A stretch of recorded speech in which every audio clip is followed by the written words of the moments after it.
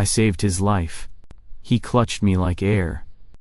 And he bonded me, unconscious, without permission. Sirens braided the night into a single high shivering thread.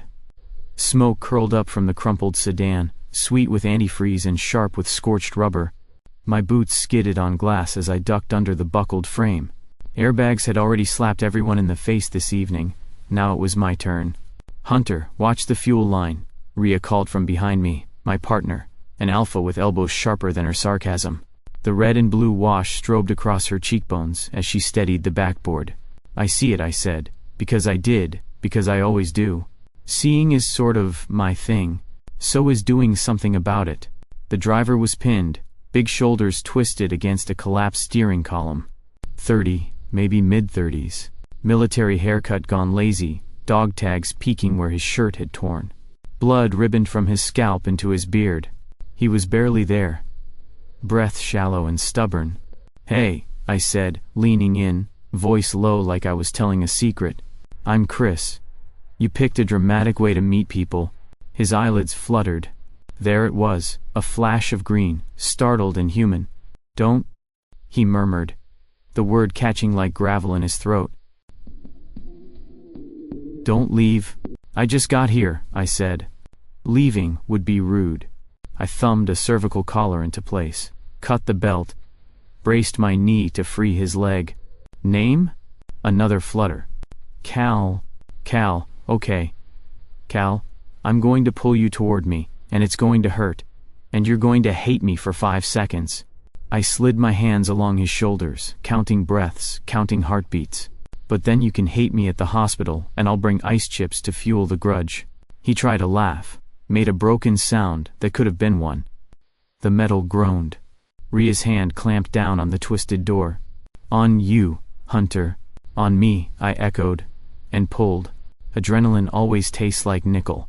It slicked the back of my tongue, as Cal's weight came free. A full-body question mark resolving into an exclamation. He fell forward, and instinct made me catch him, his ribs, his shoulder, my palm slapping warm against his sternum. That's when it happened. Not a sound, not at first.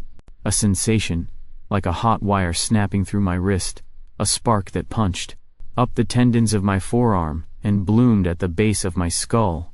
For half a second, the world doubled. The howl of sirens layered with another frequency, a raw, animal silence full of cold, blind fear. His fear. "Oh no," I said silently, because my mouth had better sense, but my bones didn't. My skin went hot, then cold, then hot again. Somewhere beneath all that, something soft as breath reached back, felt me. Recognition without words. Contact without consent. His fingers closed around my wrist. Not hard. Not even intentional. A semaphore from a drowning man. Rhea didn't see it, she was busy. Because the universe has a sense of humor and it likes me best when I'm not laughing. "Vitals?" she snapped. "Working on it." I had to pry my wrist free to get the blood pressure cuff around his arm. I couldn't. Cal's thumb had found the gallop of my pulse and went still on it, as if my heartbeat was the only steady thing in a night rearranging itself. The wire went taut. Fear flooded me again. But not mine. I know my fear. Mine is orderly, alphabetical, filed in plastic bins with labels. This was different, a wave slamming through, cold and bright, and under it, something else, low and insistent, the ache of a body that refuses to quit. It knocked the wind out of my sarcasm.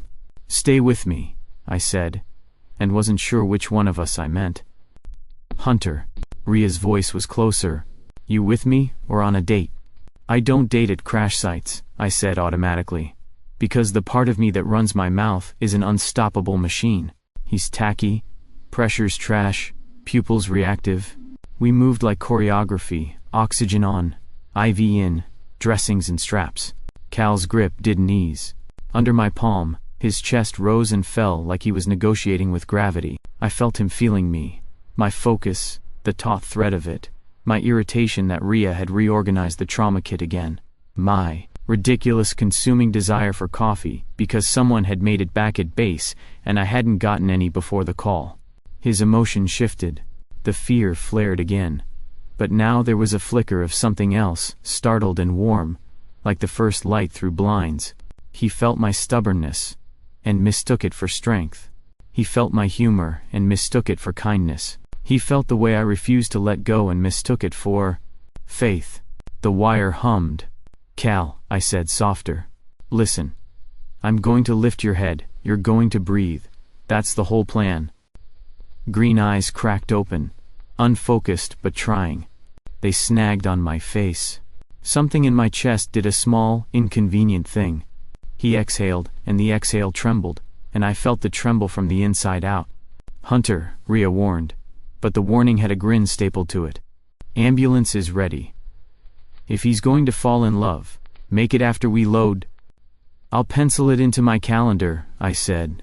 Between debriding and paperwork, we slid him onto the board. He groaned, the kind that makes your molars ache in sympathy. I taped, buckled, checked again. When I finally tried to free my wrist, Cal's hand followed, like a compass needle tracking north. And then, because the universe likes a punchline, the bond stopped pretending it was subtle. The sirens muffled. The night went sharp around the edges. His panic poured through a door I didn't know I had, and something in me answered. "No," I told the night. "No, no, no." I felt the shape of the word bounce off my teeth. "Not this. Not me. I am careful. I am careful in a world that isn't. I keep my choices tidy. I triple-check expiration dates. I keep my heart in a locked drawer and swallow the key with a multivitamin." A warm pressure squeezed my wrist, just once, a plea without grammar. "Hey," I said, breath thin. "Cal, you're okay." And I let the stubbornness swell, let it burn away the rattling edges of his terror. It reached him, I felt it reach him, the way you feel heat even when you close your eyes. His breathing evened by a degree. The wire slackened, not gone, just listening. We loaded. Doors slammed. The world jumped. Inside the ambulance, the lights were cruel and honest. Rhea took the wheel. I perched on the bench seat, one hand on the bag valve mask, the other, yes, still caught in his grip. Cal's mouth moved, soundless shapes.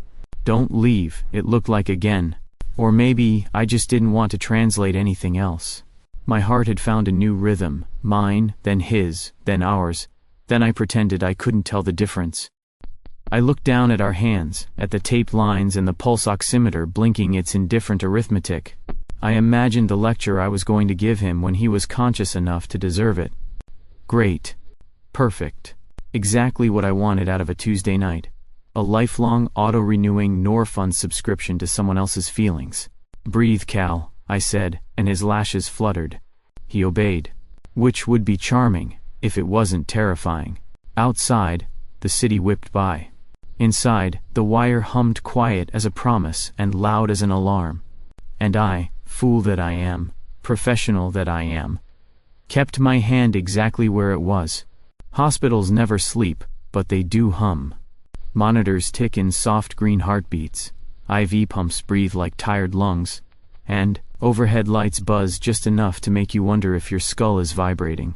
I sat in the chair beside his bed, elbows on my knees, waiting for him to wake up. It wasn't duty. I'd already signed the report, already done the handoff to the trauma team. I could have left, should have left, but the wire was still there, humming between us, refusing to shut up. Every time I stood, it tugged at me like a leash. And then he stirred. Cal's lashes flickered against the bruised bloom around his eye. A wince shifted the line of his jaw. I felt it before I saw it, the ripple of his discomfort, the sharp spike of his embarrassment for even being caught in such a vulnerable state.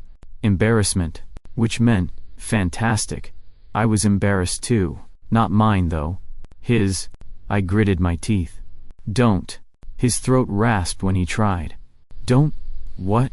"Don't do that thing where you throw your emotions at me like confetti. I've got enough of my own." He blinked at me, groggy confusion in the pale green of his eyes. His shame swelled, unsteady, unfiltered. My stomach did a little roll, and not because of the cafeteria food I hadn't eaten yet.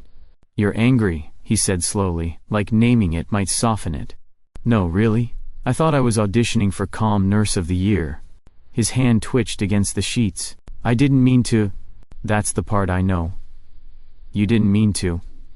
You weren't even awake. I scrubbed my face with both palms. Congratulations, Cal. You invented the drunk dial of bonding. You called, I picked up, now we're stuck on the line. Heat spiked under my skin, his mortification. Mine tangled with it until I couldn't tell which was which. I turned away, aiming my glare at the antiseptic white wall. And then I made the mistake of thinking about coffee. Not just coffee. A large, blessed, scalding cup from the vending machine in the ER lobby, the one that always tastes faintly of cardboard in heaven. My brain practically moaned with the need for it. His face went slack. His pupils widened, not from painkillers, but something else. The bond twanged. Why does it feel like... His voice broke off. His cheeks colored beneath the bruises. My ears went hot. Don't. I'm not... He swallowed, jaw clenching. But the emotions were already betraying him. Confusion, a little flicker of want, then panic because of the want. I buried my face in my hands. It's coffee, Cal. Coffee, not... Don't make it a thing. You thought about it, he muttered, defensive. Yes, I thought about it. I didn't send you an invitation. This isn't a tasting menu. If he weren't half mummified in gauze and IV lines, he probably would have rolled right out of bed to escape. As it was, he just looked mortified, and I felt the mortification echo down my bones. The door slammed open before the awkwardness killed us both. Rhea swaggered in, still in uniform, smelling of smoke and adrenaline. Well, look who's awake, she drawled, tossing her gloves into the bin. Her sharp eyes flicked from me to Cal, then back. Her grin went feral. Oh, so you are babysitting. Adorable. I pinched the bridge of my nose. Rhea. She leaned against the foot of the bed, arms crossed. Tell me, does he fetch, or is he more of a houseplant? Cal's embarrassment surged again, a wave so strong I almost choked on it. My own irritation spiked to match. He's not a pet, I snapped. Rhea smirked. Funny. He's got that look. Loyal, confused, might pee on the carpet if you yell too loud. Out, I said. She raised both hands. Fine, just saying, you've always had terrible taste in strays. Her grin softened just enough to pass for care. Text me if he codes Loverboy. The door swung shut behind her, and the room sank back into its antiseptic hum. Cal was staring at me, guilt and humiliation dripping off him like an IV bag with a leak. I didn't want this, he said, voice low, raw. Join the club, I muttered. Silence stretched, taut as the wire between us. His regret was a steady throb against my ribs. My anger sparked and sputtered, trying to decide if it was worth the energy. I sank back into the chair, crossing my arms. You get better. Then we figure out how to cut this cord. Until then, no more hijacking my coffee cravings, got it? His mouth twitched. Almost a smile. Almost. The wire hummed between us, stubborn as ever, and I wondered, not for the first time, how the hell you unlearn the sound of someone else's heartbeat. My apartment was dark, which was the whole point. No lamps, no TV, no noise except the refrigerator wheezing like an asthmatic marathoner. I dropped my keys in the bowl by the door, and told myself, normal night. Normal me. No bond, no alpha, no extra feelings squatting in my ribcage like unpaid rent. It lasted about 12 seconds, because there it was again, a pulse low in my chest, not mine, heavy as a bruise. Cal. He wasn't anywhere near me, but his exhaustion crawled across the wire, seeped into my muscles. I threw myself onto the couch and groaned. Fantastic. I always wanted a long-distance relationship I never signed up for. The ceiling didn't laugh at my joke, but I did. A little. Because if I didn't, I'd start screaming, and the neighbors already hated me for playing piano at odd hours. Ignore it, I told myself. Easy. Pretend it's background noise. Pretend it's just the hum of the fridge. Pretend you're not lying here, tasting someone else's regret like it's your own. But ignoring Cal was like ignoring a migraine, possible in theory, miserable in practice. His guilt pressed like a hand on my sternum. His self-loathing seeped through until I was grinding my teeth without realizing. I sat up and barked, "Cut it out!" to an empty room, then added, "Quieter, please." Of course, the bond didn't have an off switch. By morning, I dragged myself to the clinic, eyes sandpaper, patience thinner than hospital coffee. Rhea caught me in the hall, and one look at my face made her snort. "Rough night, lover boy?" she asked, handing off a chart with all the grace of a blackjack dealer. "Don't start," I warned. Too late. She fell into step beside me, her boots clicking like a metronome. You know, ignoring a bond is like ignoring a gas leak. Sure you can, but eventually, boom. She clapped her hands together. The nurse down the corridor jumped. I pinched the bridge of my nose. "Very reassuring, thanks." "Reassuring? No. True? Absolutely. You keep stonewalling him. It's going to tear you both in half." Her grin was all teeth. "Could be fun to watch. You're a terrible person." "Terrible, but right." She winked, then peeled off toward the trauma bay, leaving me with the echo of her boots and the sour taste of unwanted truth. I found him later in one of the recovery wards, sitting up like he'd been taught how by a drill sergeant. Hair combed, jaw set, shoulders straight, every inch of him arranged to say, "I am fine." Nothing to see here. Except the bond didn't care about posture. Underneath the rigid spine and the "don't worry about me" mask, his emotions bled through. Shame so thick it was almost viscous. Guilt like a stone dropped in my chest. I hated that I felt it. I hated more that it softened something in me. He looked up when I entered, eyes flicking like a soldier scanning terrain. "Hunter. Cal." My voice came out flat. I sat in the chair I hadn't been invited to, because formality was wasted on whatever this was. "How's the neck?" "Healing." His tone was clipped, measured. But the wire betrayed him. Underneath, I felt the raw edge of fear that it might not. That he might never be whole again. I exhaled, long and slow. "You don't have to do that." "Do what?" "Pretend you're bulletproof." His jaw worked, but he didn't answer. His shame thickened, pressing at my ribs. "Look," I said, rubbing my temples. "I don't want this any more than you do. But if you keep throwing up walls, and I keep slamming into them, one of us is going to end up concussed. For a heartbeat, too." I thought he might actually laugh. Instead, his eyes softened, just a fraction, and for the first time since the crash I saw it, the vulnerable human under the armor. The part of him terrified of being a burden. The wire hummed with it. And against my will, something in me shifted. Not forgiveness, not even acceptance. Just recognition. I leaned back in the chair, muttering to myself, "Great. Just what I needed. A front row seat to someone else's breakdown." But I didn't leave.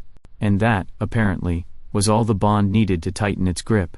The office smelled like antiseptic and authority. Everything was white. White blinds, white shelves, white lab coat draped over the chair where Dr. Yarrow perched like a crow that had learned to sterilize itself. He laced his fingers, leaned forward, and said, "This is not love, it's biology. A misfire. A chemical snare." His voice was even, calm, the way surgeons talk when they're about to tell you how many organs you can live without. "It can be undone." I sat on the edge of the exam chair, arms crossed tight over my chest. My knee bounced. "Undo it then." Beside me, Cal shifted. The bed creaked beneath his weight, but the bond made more noise than any furniture could. His dread seeped through me like ink in water. He said quietly, "If it's possible." I snapped my head toward him. "If." "You sound disappointed." He didn't meet my eyes. His emotions spilled anyway. Fear like a low drumbeat, shame vibrating under it. I clenched my fists. Dr. Yarrow adjusted his glasses, unbothered. "We've documented similar incidents. A forced bond under duress isn't stable. It can be severed. Painful, yes. But final." I latched onto the word final like it might anchor me. "Good. Sign me up. Get your scissors." The doctor raised a brow at my flippancy, but Cal flinched. And I felt it. His gut twist of panic ran down the wire and into me. I froze. "You're afraid?" "I'm not." "You are." My voice came sharp. "I can feel it, Cal. Don't lie." He finally looked at me, eyes tight, jaw like stone. "What do you expect? That I'd want this torn out of me like it's nothing?" "Yes," I shot back. "Because I sure as hell do." The bond snapped taut between us, hot with anger, mine, his, tangled beyond recognition. My chest hurt like it was too small for the both of us. "You ruined my life," I hissed. The words felt jagged in my throat. "I can't breathe without tripping over your feelings. I can't even think about coffee without you." My ears burned at the memory.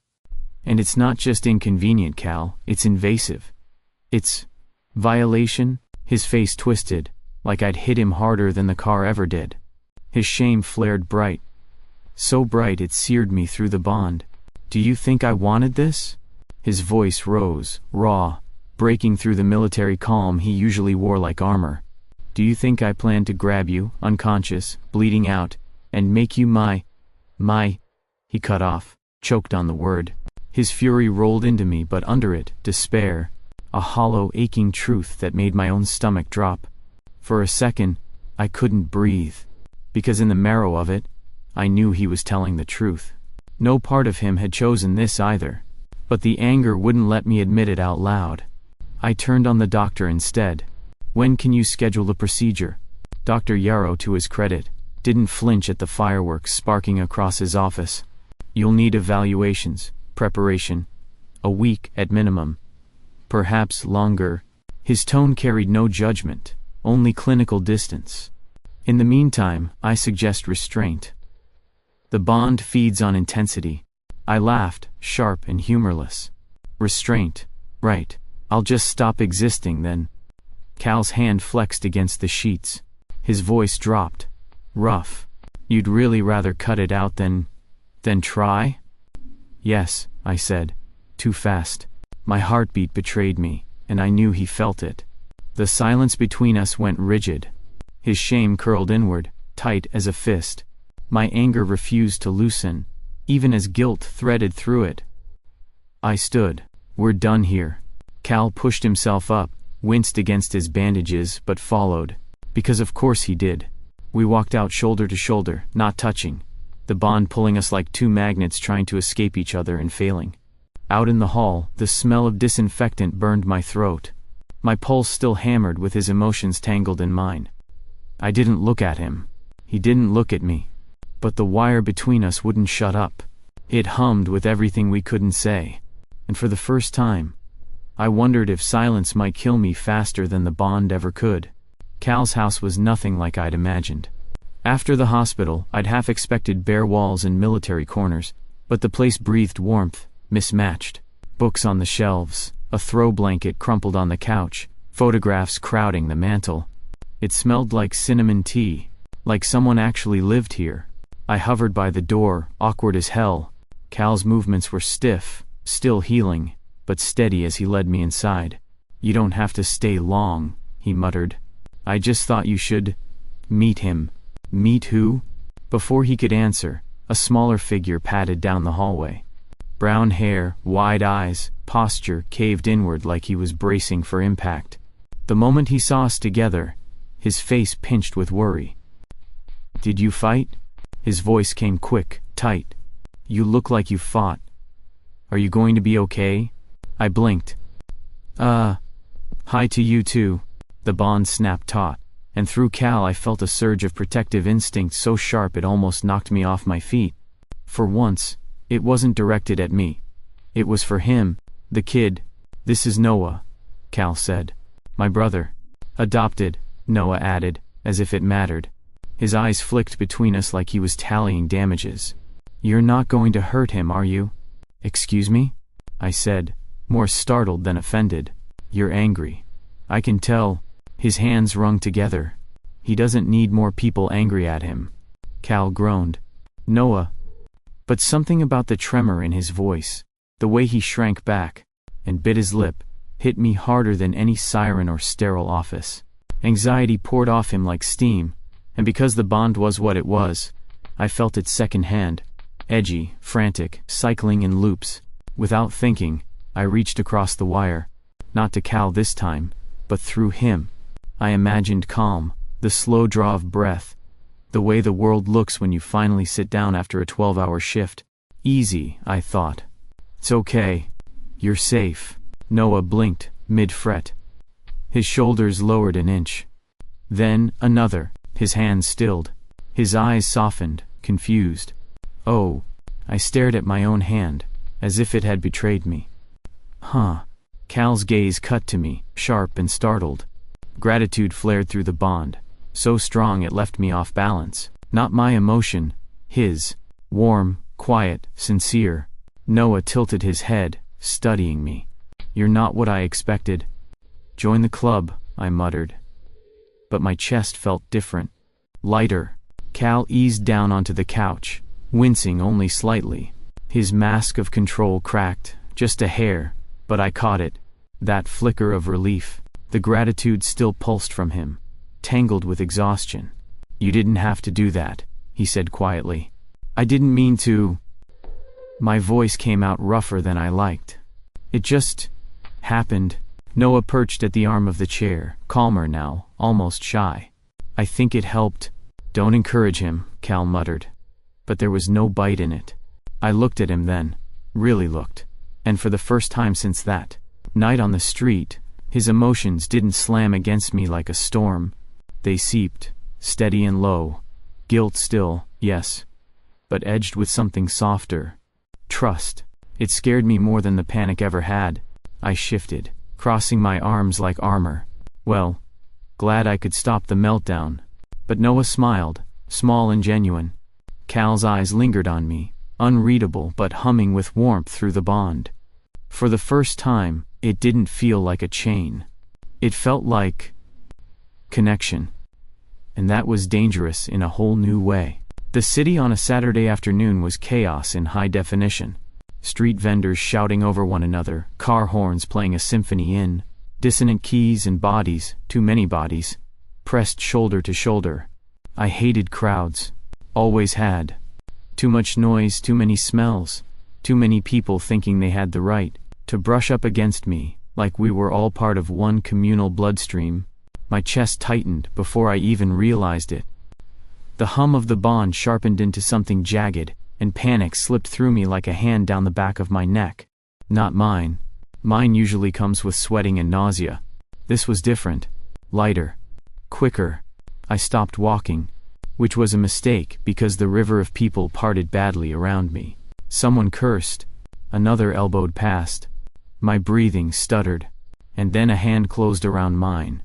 Big, calloused, steady. The panic didn't vanish, but it dimmed, muffled, like a song fading behind a door. Cal's grip anchored me, firm enough to drag me out of the spiral. His body angled between me and the worst of the crowd, like he could shield me from 1,000 strangers just by existing. Breathe, he said, low and quiet. But I didn't need the words. I already felt his determination, solid, grounded, a wall of calm pushing back at the tide. I glared up at him anyway. You can't just. Yes, I can, he said, voice firm, no hesitation. And I didn't yank my hand away. Not until the crowd thinned 2 blocks later, and even then it felt reluctant. The wire hummed, smug. That night, I couldn't sleep. Not unusual. My brain loves rehearsing arguments with people who aren't there. But this time it wasn't my brain keeping me awake. It was Cal. More specifically, the want radiating off him like a space heater left on high. I lay flat on my bed, staring at the ceiling, while the bond piped every flicker of his desire directly into my bloodstream. Heat curled low in my stomach, flushed up my throat.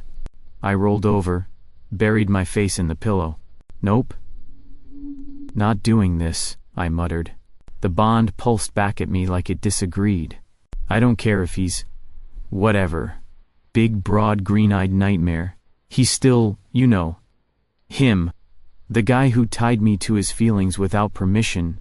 Silence. Except it wasn't silence. It was the steady thrum of Cal's want, unintentional, unguarded. My face burned. I sat up, tugged at my hair. Great. Fantastic. I always wanted to be a live-in satellite dish for somebody else's hormones. My reflection in the dark window smirked back at me. Traitorous.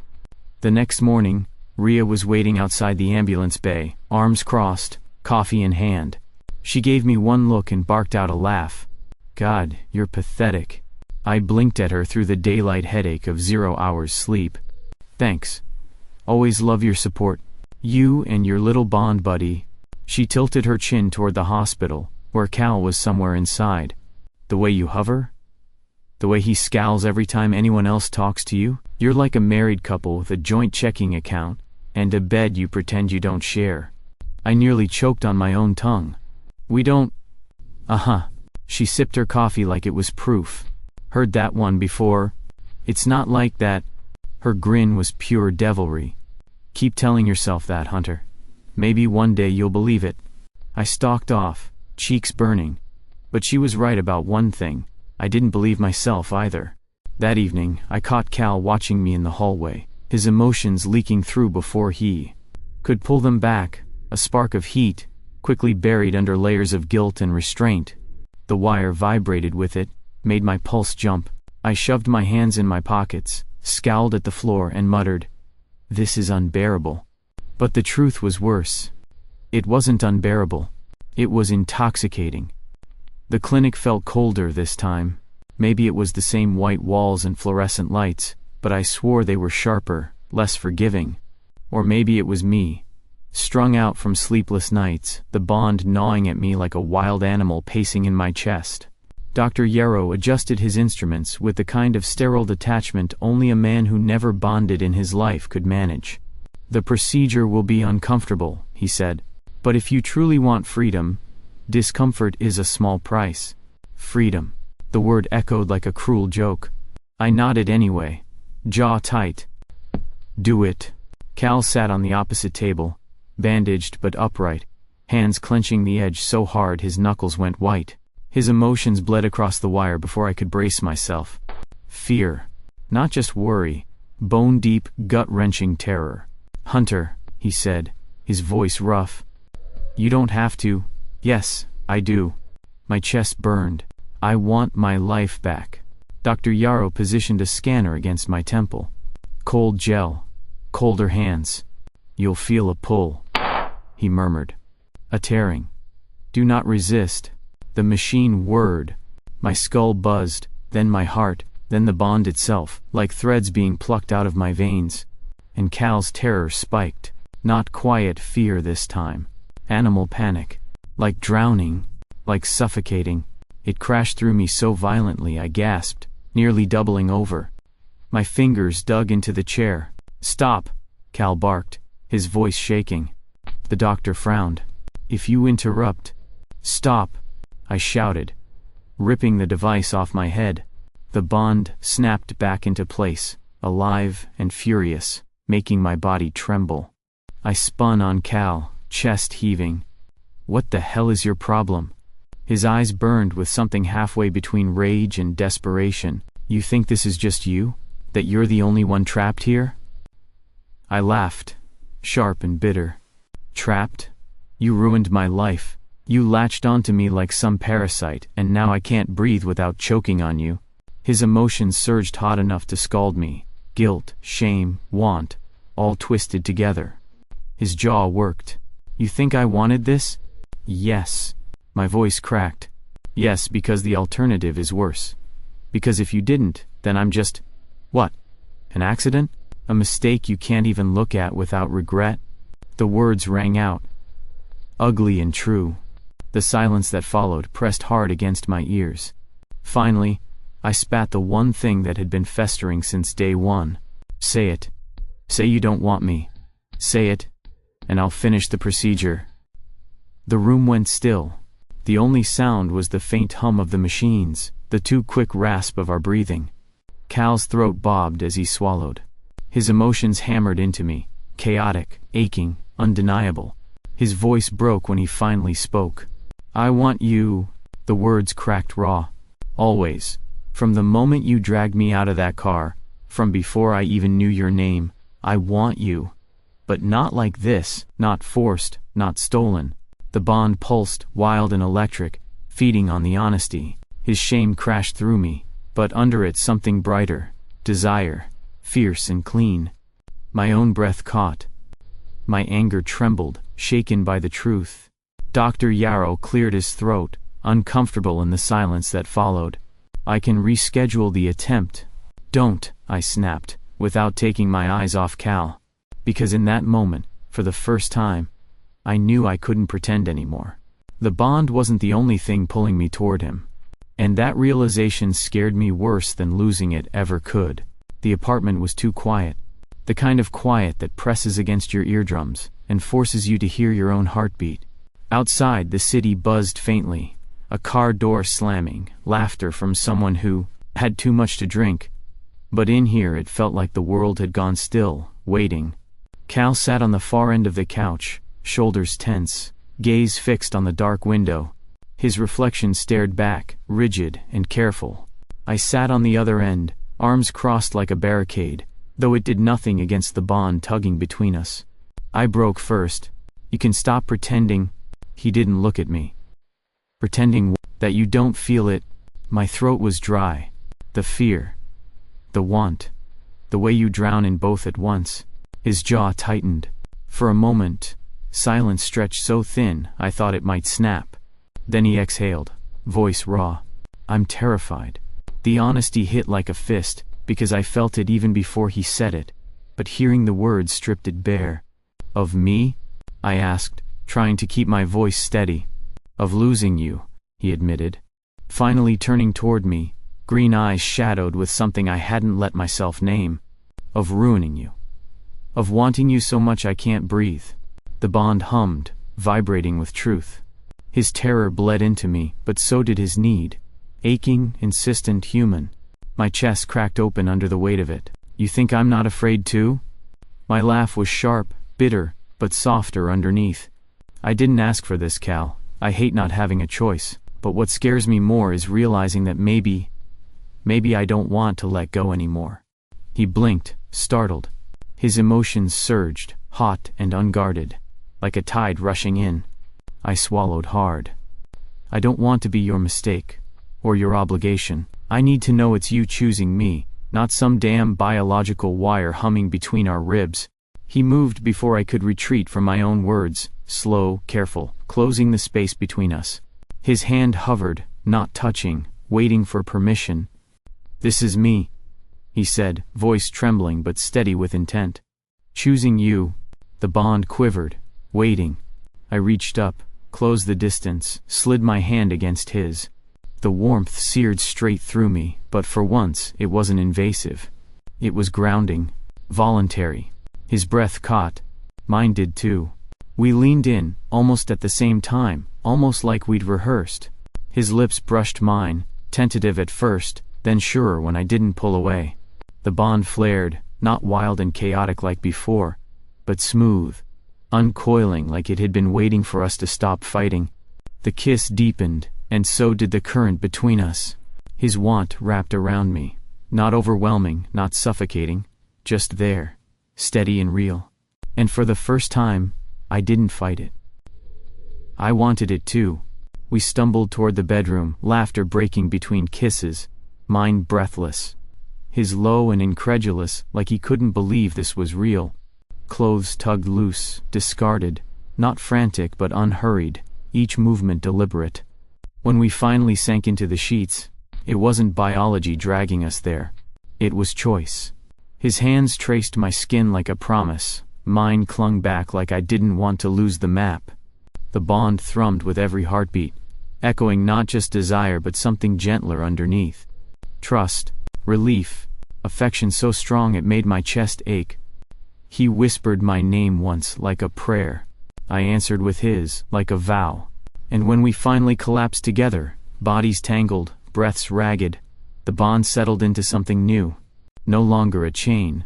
No longer a mistake. A choice. His forehead pressed against mine, his hand tangled with my fingers. Not biology, he murmured, voice shaking.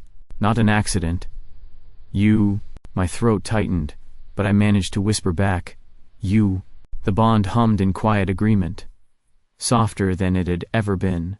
Like it had finally stopped screaming now that we'd listened. For the first time since the crash, I felt free. And it had nothing to do with cutting the bond. It had everything to do with keeping it. The kitchen smelled like burnt toast, which was impressive, because I hadn't made any. Cal stood at the counter, squinting down at the toaster like it had personally betrayed him. His hair was a mess, his shirt hung off one shoulder, and the bond hummed with an undercurrent of bashful satisfaction that made me want to both laugh and hide under the table. I sat with a mug of coffee, pretending to read the label on the sugar jar. My cheeks were still hot from remembering last night, and the bond wasn't helping. Every flicker of his embarrassment pinged inside me, tangled with mine, until we were both one giant tangle of "don't look at me." He glanced over, our eyes met. We both looked away instantly, like teenagers caught in the wrong bedroom. From the doorway came a cough. Wow. Noah leaned against the frame, wide-eyed and grinning so hard I thought his face might break. His emotions spilled across the bond too. Light, fizzy joy. Relief. "You're different," he said, practically bouncing. "Like you're not snapping at each other. You're not—" He waved his hands in the air. "It's good. You're good," Cal muttered. "Eat your breakfast." Noah ignored him completely and aimed the grin at me. "Thank you." My ears warmed. For what? For making him look less like a thundercloud and more like, I don't know, a person. Cal groaned, dragging a hand over his face. I hid my smile behind the coffee mug. Later, at the ambulance bay, Rhea caught sight of me and froze. Then her grin spread slow and wicked. "Oh ho," she sang, stepping into my path. "So it finally happened." I blinked. "What happened?" She snorted. "Don't play innocent, Hunter. You two were practically radiating last night. Half the staff noticed. I had bets running on how long it would take before you cracked." "You had what?" "Bets." She slapped a folded list onto my chest. "I won $20. Don't worry, I'll buy you a celebratory beer with it." My jaw dropped. You're unbelievable." "Unbelievably right," she said, winking. "Enjoy the honeymoon phase, lover boy. Try not to break anything in the supply closet." I sputtered something unrepeatable. The bond vibrated with Cal's quiet amusement from across the building, which only made me blush harder. Of course, Dr. Yarrow was less thrilled. He cornered us in the clinic hallway, arms folded, expressions sour enough to curdle milk. "So, you ignored my professional advice," Cal answered before I could. "We made a choice. A reckless one," Yarrow snapped. "Do you understand the risks? The long-term consequences?" "Yes," I said flatly. "And for once, I'm fine with not overthinking it." The bond hummed in agreement, Cal's emotions layering steady warmth under mine. Yarrow scowled, muttered something about irresponsibility, and stalked off. We didn't chase him. That night, back in Cal's kitchen, the toaster finally cooperated. The air smelled of butter and cinnamon, and Noah hummed happily around a mouthful of bread. I leaned against the counter, coffee in hand, and met Cal's eyes. The bond pulsed, softer than ever. No longer chaotic, no longer sharp, just warm. For the first time in weeks, there was no weight on my chest, just lightness. Cal's lips curved, small and genuine. I felt the smile ripple through me too. And when I laughed, it wasn't bitter or defensive. It was easy. Like maybe, just maybe, this was how it was supposed to be. The evening sky had bled itself into watercolor, lavender at the edges, streaks of orange fading into blue. The city hummed faintly below, but up here on the rooftop, it felt like the noise belonged to some other world. The air was cool, scented faintly of asphalt and blooming night jasmine from a nearby balcony. Cal sat beside me on the ledge, one long leg stretched out, the other bent, his arm brushing mine. He was quiet, staring out over the skyline as if the city might offer answers neither of us had been brave enough to say aloud. The bond was quiet too, not absent, not demanding, just there. Gentle, steady, like it had finally stopped trying to scream and settled into a hum that matched our breathing. I broke the silence first, because of course I did. You know, I said, my voice lighter than I felt. We could still undo this. The bond, the procedure's always on the table. Cal's eyes flicked to me, green catching the last light of sunset. His emotions stirred under the bond, cautious, steady, waiting. I exhaled. But I don't want that. Not anymore. Not because I'm stuck or scared, or because some chemical wire tells me so. I don't want out because... My throat tightened, but I forced it through. Because I choose you. The words settled between us. His emotions flared bright and warm, enough to make my chest ache. He tried to mask it with a crooked smile. That's a terrible decision. Do you know how bad my cooking is? How often I steal the blankets? I rolled my eyes, but his gaze didn't waver. Seriousness simmered underneath the joke, written plain in the bond, and, in the way he looked at me like I was the only steady ground he had. I bumped his shoulder with mine. Guess I'll just have to live dangerously. He huffed a laugh, low and incredulous, then shifted so he was facing me fully. His hand brushed mine, tentative but deliberate, and I didn't hesitate this time. Our fingers laced together, palms warm. The quiet stretched, but it wasn't heavy anymore. It was full. Finally he smirked. So now I'm stuck with your constant complaining for the rest of my life. I raised a brow. Complaining? Excuse me. It's called constructive criticism. Right, he said, dry. The kind that comes at 3 a.m. when you can't sleep and decide to monologue about the failings of instant ramen brands. I elbowed him, which only made his smirk widen. Fine. I shot back. Then I guess I'm stuck with your brooding. You realize you sigh like a tragic novel character, right? His laugh shook out of him, soft and real. Tragic novel, huh? Then what does that make you? I leaned closer, grinning despite the heat in my cheeks. The idiot who keeps reading. We both laughed then, loud, unguarded, the kind of laughter that felt like oxygen after too long underwater. His arm came around me, pulling me against him, and I let my head rest against his shoulder. The city stretched out before us, alive and restless. But up here it was just us. Just this. The bond pulsed once, warm as a heartbeat, then settled again. Less a chain, more a thread woven between us. Chosen. Cal pressed his forehead against mine, voice low and certain. For real this time. For real, I echoed. And when we kissed, it wasn't about biology, or accident, or fear. It was about us. About choosing. About love. The kind you can laugh with. The kind you can lean on. The kind that stays.